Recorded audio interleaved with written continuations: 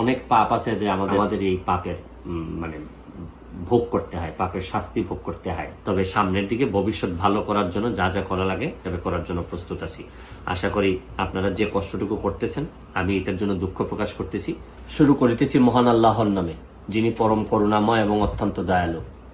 আজকে 2-3 দিন ধরে আমি নিউ ইয়র্কে বসেও আমাদের এলাকা, বিশেষ করে মাধবপুর এবং সোনারঘাটে অনেক লোকজন ফেসবুকে লেখালেখি করতেছে। প্রথম বিষয়টা হচ্ছে গিয়ে যে অনেক পাপ আছে যে আমাদের বাপ চাচারা করেন, করার পর আমাদের এই পাপের মানে ভোগ করতে হয়, পাপের শাস্তি ভোগ করতে হয়।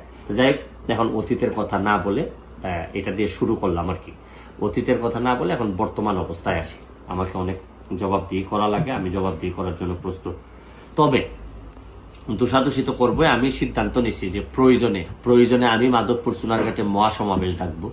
এই মহাসমাবেশের মধ্য দিয়ে আমি হবিগঞ্জের সব যারা আছেন তাদেরকে একত্রিত হওয়ার কথা বলবো। আমি আরো যারা 3জন এমপি মহোদয় আছেন তাদেরও দৃষ্টি আকর্ষণ করতেছি, চলেন আমরা একত্রিত হই। হয় আমরা মহাসমাবেশ করে আমরা নেত্রীকে জানাই দিই, প্রয়োজনে যে জায়গায় নক করা দরকার আমি এই জায়গায় নক করব। আমি জানি না যে আগে তো আমাদের এলাকায় মন্ত্রীও ছিলেন, তারা কি ব্যবস্থা নিলেন, কি করলেন, কেউ তো আর সব প্রশ্ন করে না। আমি এখন আর করতে চাই না। তবে সামনের দিকে ভবিষ্যৎ ভালো করার জন্য যা যা করা লাগে করার জন্য প্রস্তুত আছি। আশা করি আপনারা যে কষ্টটুকু করতেছেন এই কষ্টটুকু আমি এটার জন্য দুঃখ প্রকাশ করতেছি। আপাতত ভালো থাকবেন, সুস্থ থাকবেন।